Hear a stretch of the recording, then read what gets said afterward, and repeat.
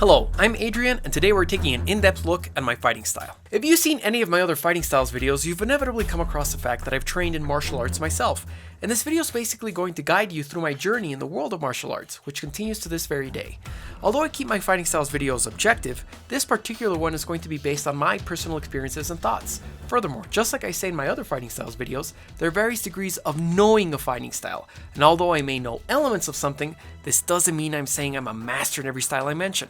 Without further ado, let's take a look at how many fighting styles I know. When I was a kid, one of the very first things I wanted to be when I grew up was a Power Ranger. These guys had it all. Giant transforming robots, incredible martial arts skills, and even teleportation powers. I especially liked the Red Ranger style of fighting and the fact that his Zord happened to be my favorite dinosaur of all time, Tyrannosaurus Rex. I also really enjoyed the Green Ranger's fighting style, and I basically wanted to learn how to fight like these guys from an extremely young age, around 5 years old. I asked my mom about it, and she said that their style looks similar to the one my father had already gotten a black belt in years prior, and that is Taekwondo, so I was totally in. Then it all went downhill from there. The particular place I was training at had an instructor who was very overbearing on his students. I'm talking about stomping on your feet if you get something wrong kind of guy. He continually paired me with kids that were taller and older than me, and I would be called names if I wanted to be switched out. On top of that, I was learning how to speak Spanish, so my instructor would speak to me in Spanish in a very patronizing way. I hated practicing forms since they were extremely complex for me to remember as a 5 or a 6-year-old. I never enjoyed any of his classes. It all came to a boiling point 2 years into my training, where I had literally worried myself sick before a belt test. My mom took me out of the class and added that if I wanted to continue when I was older and with a better instructor and class environment, I always could. For several years after that, I never really wanted to go back to martial arts. All it brought to me was memories of being stressed, sick, and worried. Then a movie came out that changed all of that. And that movie was The Matrix Reloaded. All of a sudden, martial arts was the hottest thing in town and all my friends were talking about the Burly Brawl. I had never in my life seen a 7-minute fight sequence with such amazing choreography, and I of course recognized several of the kicks from Taekwondo. I once again entertained the idea of returning to martial arts. But before I did, I wanted to see if I remembered anything from my training and began making short films with fight sequences. Around this time, I began a series with one of my oldest childhood friends, Marcelo Reina. We basically wanted to do a live-action version of Dragon Ball Z fighting since he had just gotten a program that allowed him to apply little effects and visual flourishes. This series eventually went on to become something we did throughout high school. If you want to watch the entire series, it's actually available on my channel. During high school, I also got into the habit of decoding fights with my brother, as we called it, so we could later film ourselves performing the choreography. One of the earliest ones we did was for The Matrix Reloaded. We based ourselves off the fight that Neo has with Seraph when he meets him for the first time. There's a section in the fight where there's plenty of kicks, so I brought my dad in to do that part and we decided to change him to be playing Agent Smith. Around this time I started to revisit films that had come out earlier that featured extensive martial arts action, and one of those was the seminal superhero film, Blade. I was in the middle of watching the behind the scenes features, and at one point Wesley Snipes mentions being a martial artist. I paused the video and asked my mom if I was a martial artist, and her response pretty much shaped my decision to start training again. She said that I never finished my training in Taekwondo, and if I wanted to be considered a true martial artist, I had to continue my training and reach black belt. It kinda struck me, but I realized she was right.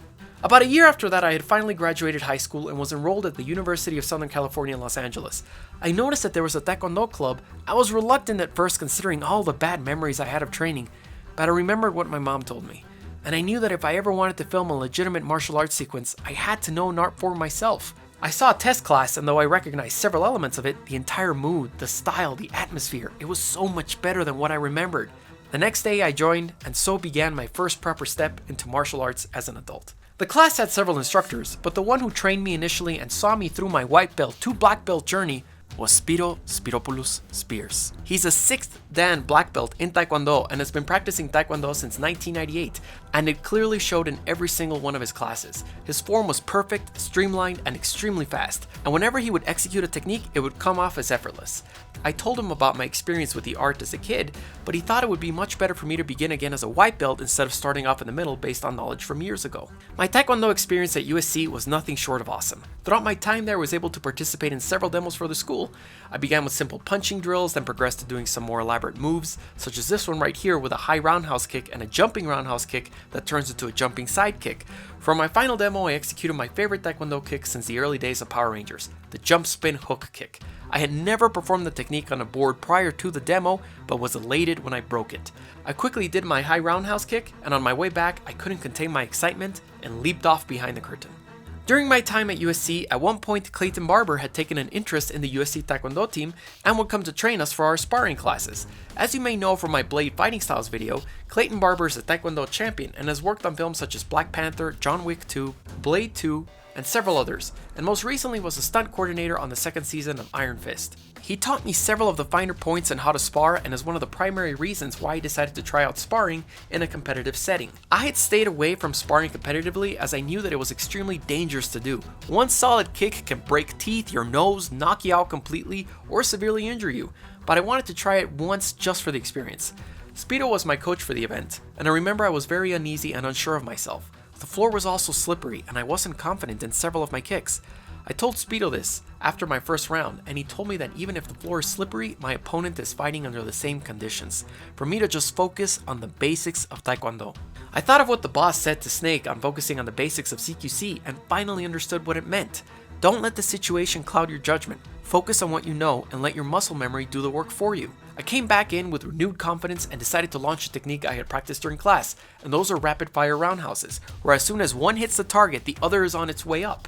My opponent took the hit of almost every one of the kicks, and with my adrenaline running, I kept throwing roundhouses. Suddenly, the match ends, and I'm thinking it's the end of the round, but when I go over to talk to Speedo, he tells me that since the point disparity between us was of 7 points, the match had automatically ended. I was frankly shocked at my performance, and Speedo congratulated me. I ended up getting a bronze medal at the event, and that's when they took this picture of me, Clayton, and Speedo. During my breaks from school, I would still make short films with my brother, and one of those was Solid Snake vs. Dante. With my new experience in the martial art, I of course incorporated several Taekwondo kicks into the choreography. Taking advantage of my knowledge in Taekwondo, I also decided to make a short action film for my final USC cinema production project sophomore year. It had a big centerpiece fight at the bookstore, which was really fun to do, and I also wrote myself in for a mini final confrontation. Out of nowhere, I pop in to defend my boss and proceed to fight with the protagonist of the film for a short while. I did a couple of my favorite kicks in Taekwondo, and if you noticed, I actually did the technique that so many of you already know by name. I'm talking about the one, the only,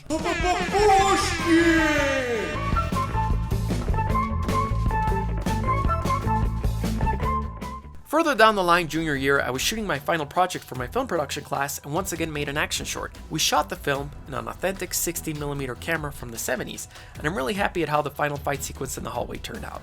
And if you notice, one of those guys in the fight once again worked with me on Solid Snake vs. Sam Fisher. He was the genome soldier that kept getting knocked out in various ways in the short. He's also a talented martial artist and a great guy to work with. As my time at USC was coming to an end, so was my time with USC Taekwondo. I had been taking belt tests every semester, and even though the team's members would routinely change, with some dropping out, some joining in, I continued on my journey to black belt. After several belt tests, it was finally time to present my black belt test. This is a big deal in the martial arts community, as that belt is not just a piece of fabric, it represents the path that you have undergone to get to that level.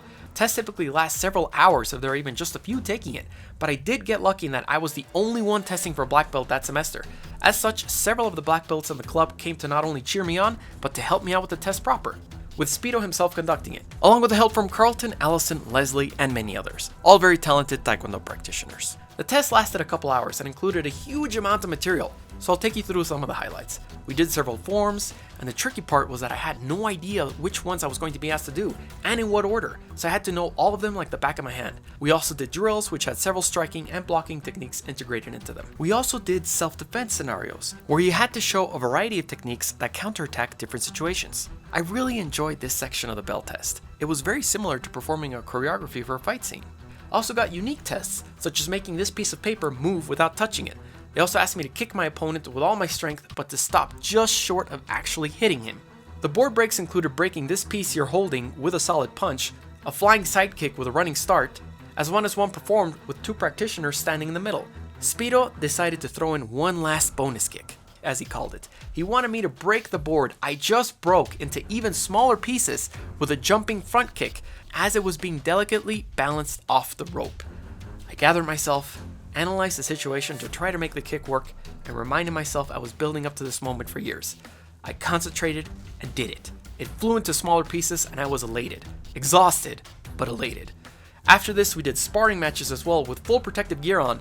I was strangely reinvigorated with a new sense of strength at this point. After lining us up, Speedo evaluated my performance, and I was presented with the honor of obtaining my black belt. As he wrapped the belt around my waist, it truly was an amazing moment in my life, and something I had been working so hard to achieve after 6 years of training. I was finally a martial artist. I sincerely can't thank Speedo enough with regards to achieving this rank, as he was there from my very first class as a white belt all the way until my last class as a black belt. He was patient, firm, calm, and an excellent all-around teacher. I owe many of my skills in martial arts to him, and I continue to keep in touch with him to this day. I think Taekwondo is an amazing martial art, and is truly an excellent all-around fighting style if you're looking for something great to keep you in shape and give you a great foundation of martial arts. Taekwondo works so well as a foundation martial art because it teaches you many crucial skills to succeed in any martial art: balance, speed, endurance, flexibility, precision. All of these things are so important to being a martial artist. Furthermore, you obviously get what you put in, but in my sincere opinion, no other art comes close to teaching you how to kick as well as Taekwondo does. It's one of the hardest things to learn to do well as a martial artist, and trust me, you can't pick it up as easily as you can pick up a disarm, a punch, or a throw. Kicking well takes hundreds of hours of practice and thousands of kicks. Not that any of the other techniques don't require just as much time to master, it's just that it's much harder to make your body do kicking movements, as to many, it's a very unnatural movement for them. The time spent in Taekwondo had really opened up my eyes to the vast world of fighting styles, and during my final year of training, I also had experience with 2 other martial arts before my USC graduation. Those are Wing Chun Kung Fu, also known as Wing Tsun Kung Fu, as well as Sambo, also known as Sombo in English-speaking countries. We will begin with my experience in Wing Chun. I went on what was essentially a martial arts retreat with my dad to a place in Veracruz. It was out in an extremely remote location in the woods, and the environment was absolutely perfect for training in such an ancient martial art. We basically would wake up at 6 in the morning every day, eat a light breakfast, begin training for several hours, eat our lunch, then train again for the rest of the day until we went to dinner around 8 p.m. We did this for 5 solid days, and it was an awesome experience as it was an intensive crash course on everything Wing Chun. We learned proper Wing Chun stances, how to punch with proper Wing Chun form, and this is why I was able to go into this with extreme detail in my Ip Man fight scene breakdown. Many of the techniques he was performing I was exposed to during my time spent in this art. As a matter of fact, this section of Solid Snake vs. Sam Fisher was influenced by a Wing Chun move. You could tell by how I blocked the move with my elbow and extended my arm to counterattack, a common move in Wing Chun. This was my first experience with a Mokyang Jong as well. I personally find it fascinating at how all the sticks poking out of it are meant to represent human strikes. It makes perfect sense and is an excellent training tool for practically every single Wing Chun move you can think of. I was also exposed to several different weapons that are present in Wing Chun, and those included the sword and the bow staff. A particular cool detail I learned when dealing with the sword in Wing Chun is that when you're handling it, you always imagine that you're actually wielding 2 swords at the same time. This is why you can see that my fingers are pointed out on the hand that isn't wielding a sword. This is done so that when you train with 2 swords, you're perfectly capable of handling it as you're constantly imagining the other is already a sword. Without a doubt, my favorite weapon in Wing Chun is a bow staff. I think it's so cool how something as mundane as a stick can be turned into a deadly weapon. It was a fantastic experience and a great introduction into the vast world of Kung Fu. My experience with Sombo began because I was interested in taking a course in self-defense while I was still at USC. I unfortunately don't have any footage or images of me in this class, as I did not know I was going to be making a video about this many years in the future. I needed a course that was in the morning and it perfectly lined up with the rest of my schedule. Figuring that it would add to my skills in Taekwondo, I signed up for the course. As the course progressed, I noticed that we were spending plenty of time learning how to grapple on the ground. This was my first experience with ground fighting, and it was exciting to learn the basics of what to do. We learned a couple arm locks, a couple chokes, and how to establish control and gain it back in case you've lost it. We sparred many times during class, and I learned plenty of essential techniques in ground combat, with the most important one by far being to never give your back to your opponent. He can immediately lock you in an unending supply of devastatingly effective chokes. It wasn't until much later on that I found out that our ground combat was based on Sombo, as this course was designed by Carl Collins, who was inducted into the United States Martial Arts Association Hall of Fame with his skills in Sombo and Muay Thai. Upon graduation, I really wanted to develop my punching techniques. I knew how to punch with proper Taekwondo form, but I wanted to develop my punching skills for when I'm not in that setting. And this is why I turned to boxing. Luckily, I was spending time in Mexico City after graduating, where boxing is an extremely popular martial art, so it wasn't difficult to find classes. I took several classes at the gym I was going to, took more classes while I was living in Los Angeles, and still continued to occasionally take boxing at the gym I'm currently going to as well. What I enjoy about boxing is that it basically consists of practicing your 4 kinds of punches over and over again until you don't even think about it. Jab, cross, hook, uppercut. Those are your bread and butter, and you will be doing them again and again during your training. Whether you're punching a bag, punching pads, or even just shadow boxing, you repeat these moves ad nauseum. What that allows you to develop is very quick reflexes, and it gives you a devastatingly powerful punch if you land it. During training, your back and triceps will typically burn the very next day, as a lot of the work is done with your back when throwing punches, not just your arm. Like I did when I was studying, I still continued to incorporate martial arts whenever I could into my work. This was before my channel turned into being focused on martial arts. For example, at one point when I was working as a host for Machinima, I did a zany fight scene video with my friend Alex Costa, who at the time was also a host at Machinima, but now runs his own style and fashion channel. I obviously tried to incorporate as much Taekwondo as possible during that fight, but was somewhat limited as the point was to make it fun, not super realistic. Later on, I also decided to make Solid Snake vs. Sam Fisher with my brother. I incorporated several techniques from Taekwondo as well as the other fighting styles I had been exposed to thus far. With my brother's incredible skill and knowledge in cinematography and animation, he was able to frame and light the fight scenes masterfully, as well as model, rig, animate, and composite an extremely realistic looking Metal Gear into the short. A pretty natural fighting style for me to explore after boxing was Krav Maga. Much like Sombo and boxing, I don't have any pictures of me practicing Krav Maga as I did so on my own time. I was initially very interested in this style because of how frequently it was mentioned in the Splinter Cell novels, which I'm a huge fan of and highly recommend if you're looking for some great stealth action. In any case, it's confirmed time and time again that Sam Fisher practiced Krav Maga, and I was fascinated by its military aspect. Upon enrolling in my first Krav Maga class in the States, I found out that it was heavily based in boxing, as we did many of the same moves that I had already done in my boxing classes. However, this particular class was a little too focused on general fitness and boxing, so I had to find another one. I found one shortly thereafter and really enjoyed my time with it. It was here that I not only learned that boxing and Kali are the foundations of Krav Maga, but I also learned what I personally think is the best part of the art, and those are the disarms. It's hard to find more effective, fast, and lethal disarms than the ones that are taught in this art, and it's great to drill them over and over again until they're second nature to you. We train in pistol disarms, rifle disarms, common weapon disarms, and especially knife disarms. Due to the background Krav Maga has in Kali, we went over several knife forms and knife disarms. One of the biggest key concepts that I learned from my couple months spent in Krav Maga was the concept of bursting. This essentially means acting quickly and instantaneously to the situation at hand. This almost always means simultaneously attacking and defending. Krav Maga was fantastic for self-defense situations as well.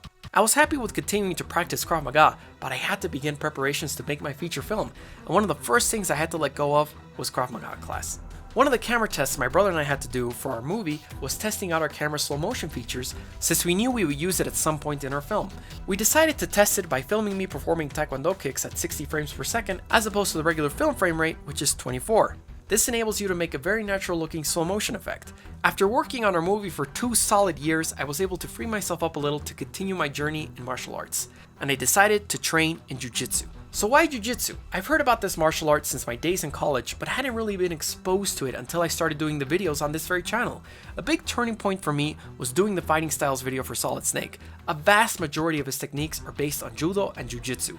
Beginning my research into John Wick further cemented that the style was really cool looking and looked extremely effective.